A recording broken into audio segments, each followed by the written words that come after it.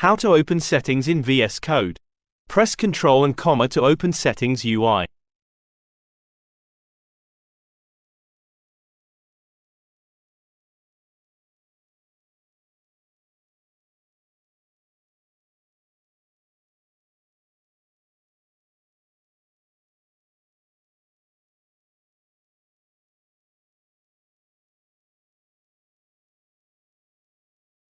Press Ctrl Shift and P in Command Palette, type Open Settings and select the type of settings you want to use.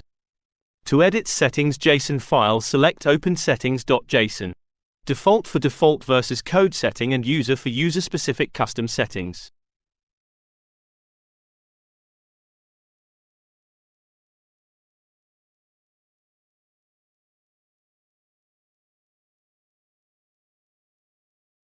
VS Code provides several different scopes for settings. When you open a workspace, you will see at least the following two scopes.